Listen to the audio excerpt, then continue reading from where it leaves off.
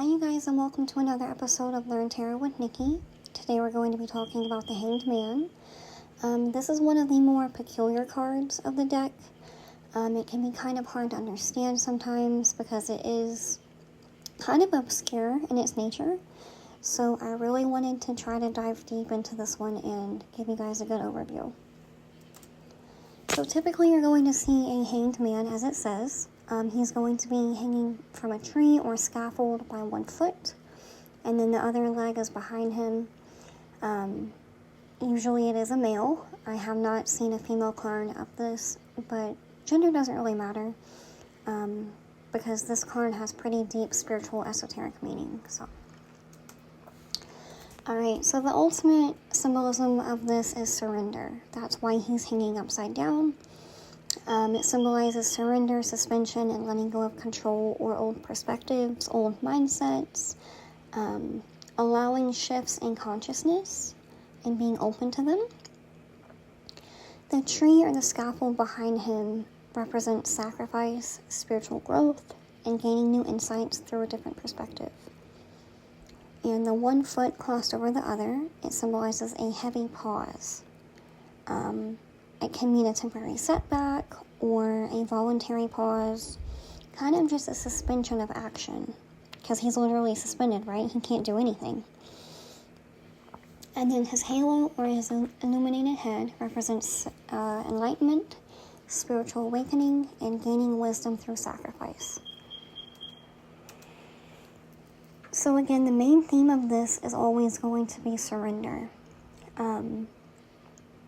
What sacrifices we're willing to make for spiritual growth, letting go of our ego or unhealthy attachments, being open to a new perspective, having an open mind, willing to see things from a different angle so that we can have some clarity, and also just being open to receiving clarity.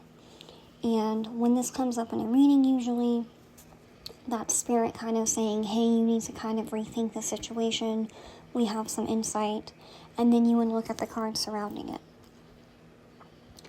Also, acceptance of delays, having patience, waiting for the right moment, or accepting delays as part of a bigger plan, because very rarely do things happen on our timing. There's always higher forces at play, forces much bigger than us, and this card emphasizes the need to trust in those. It can also mean a spiritual awakening. It implies enlightenment, spiritual awareness, and gaining a lot of insight through our own introspection. When this is reversed, there's a lot of resistance, whether it be within ourselves or outwardly.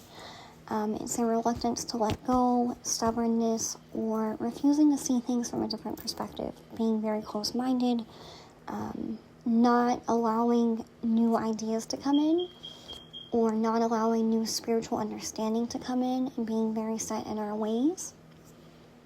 Also, it can mean stagnation, being stuck in a situation, unable to move forward, or experiencing prolonged delays. Another thing it can mean is lack of sacrifice, being very unwilling to make necessary sacrifices, or having delays in spiritual growth because of it. A lot of spirituality can be sacrifice, especially when it's something that we really want. The divine is never going to want you to sacrifice things that you really, really need or that are important to you. There's always a healthy boundary of that. But regardless, sometimes the biggest sacrifice we can make is our own comfort or our own close-mindedness. Another thing is it can mean missed opportunities. Maybe we overlooked something, maybe we took something for granted, and we haven't had those opportunities for growth that we need because of our own narrow-mindedness. So this is associated with Neptune. It's the planet of spirituality, dreams, and illusions. Neptune is an extremely spiritual planet. It can either instill delusion in us or break that delusion down, depending on the aspects.